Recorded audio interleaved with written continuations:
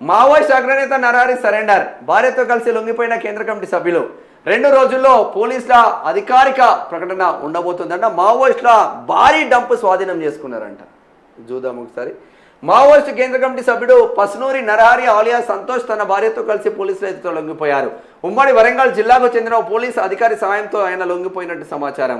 1-2 రోజుల్లో నరహరి లొంగుబాటును అధికారికంగా ప్రకటించారు. కేవలం 4-5 ఉన్నారా ఇక మొత్తం రాష్ట్ర వ్యాప్తంగా మన దగ్గర ప్రజెంట్ మావోయిస్టుల శకం అయిపోయింది. ఇక మనం మాట్లాడుకోవడానికి కూడా ఏం లేదు వాస్తవంగా. ఇక ఒక 4 అయిందంటే ముక్తు తెలంగాణ మావోయిస్ట్ పెట్టేసే పరిస్థితి ఉంటుంది. ఉమ్మడి వరంగల్లో ఎక్కడ మన ఉంది అన్నది కూడా ఒకసారి చూసే ప్రయత్నం చేద్దాం. మావోయిస్టు పార్టీకి మరో గట్టి ఎదురుదెబ్బ తగిలింది. ఆ పార్టీ కేంద్ర కమిటీ సభ్యుడు పసునూరి నరహరి ఆలియా సంతోష్ తెలంగాణ పోలీసుల ఎదుట లొంగిపోయారు. ఆయన భార్య మరో మావోయిస్టు కూడా సరెండర్ అయ్యారు. నరహరి హన్మకొండ జిల్లాలోని పోలీసు అధికారికి టచ్లోకి వచ్చినట్టు ఆయన వీరిని హైదరాబాద్లో డీజీపీ ఆఫీస్కు తరలించారంటూ సమాచారం. నరహరి లొంగుబాటు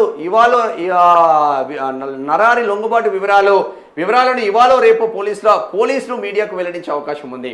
సాధారణ కార్యకర్త నుంచి అగ్రనేతగా, అప్పటి పీపుల్స్ వార్ నుంచి ఇప్పటి మావోయిస్ట్ పార్టీ వరకు 4 దశాబ్దాల పాటు పనిచేసిన ఆయన పార్టీలో సాధారణ కార్యకర్త నుంచి అగ్రనేతగా ఎదిగారు. జార్ఖండ్ ఈస్ట్ రీజియన్ బ్యూరో టెక్నికల్గా పనిచేస్తున్న ఆయన అనారోగ్య కారణాలతో పాటు అక్కడి పోలీసులు చేపట్టిన ఆపరేషన్ దృష్టిలో పెట్టుకుని లొంగిపోయినట్లు తెలుస్తుంది.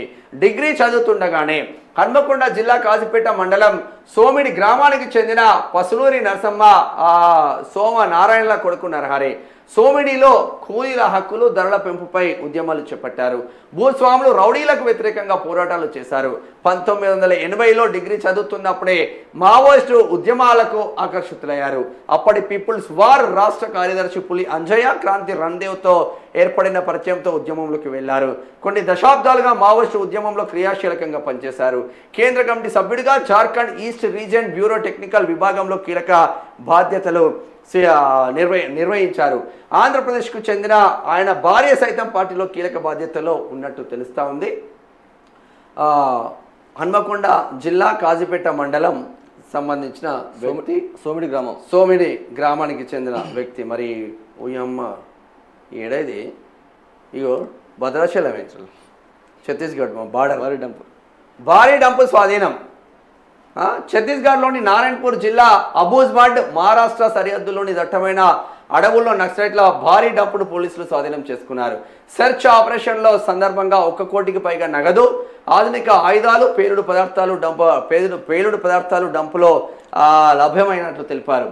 3 AK-47, 3 SLR రైఫిల్స్, మరో 2 తుపాకులు, బిజిల్ రాకెట్, ఎలక్ట్రానిక్ బాంబు పరికరాలతో పాటు భారీ మొత్తంలో పేలుడు పదార్థం రికవరీ చేసుకున్నట్లు పోలీసు అధికారులు వెల్లడించారు.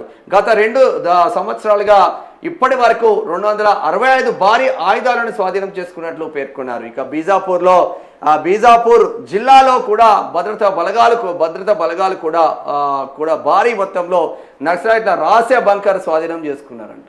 అమ్మో, పెద్ద ఎత్తున ఉన్నది కదా.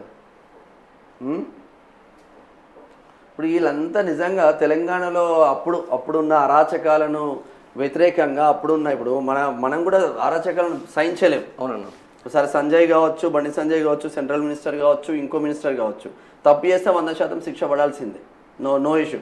బట్ ఆ సిచ్యువేషన్లో ఉడుకు రక్తం ఉడికి దీని తల్లి మనం ఎందుకు గన్ను పట్టకూడదు, ఒక్కొక్కరిని ఏసి పడేద్దామని పోయిన్లు ఆవేశంగా. వాళ్ళు లేకపోతే నిజాం కాలంలో మన పరిస్థితి ఏందన్నా? వాస్తవం, ప్రశ్నించిన వాళ్ళు వాళ్ళే, కష్టపడే వాళ్ళ వాళ్ళే. సరే, ఇప్పుడు అది కొద్దిగా బయటకు వచ్చేది రాజకీయంగా అయింది, అదే అయిందా కొంచెం సంపాదించుకుంటారు, వేరే విషయమైనా. అప్పుడు వాళ్ళు లేకపోతే తెలంగాణ మనం బతికే వాళ్ళం కాదన్న. ఇప్పుడు వాస్తవంగా మావోయిస్టులు అనే వాళ్ళు నిజంగా తెలంగాణకైతే మేలే చేసిరని చెప్పుకోవాలి. లేదంటే ఈ రాజకీయ నాయకులు, ఈ నిజాం నా కొడుకులు, వీళ్ళంతా మన చేసే అరాచకాలు ఎట్లుండేది? వాళ్ళు ఉన్నారు కాబట్టి ఇంకా ఆయన ఆగింది అది, లేదంటే ఇంకా దారుణమైన పరిస్థితులకు వెళ్ళేది. బహిరంగ రేపులు, సామూహిక హత్యలు నార్మల్గా లేదు కథ అది.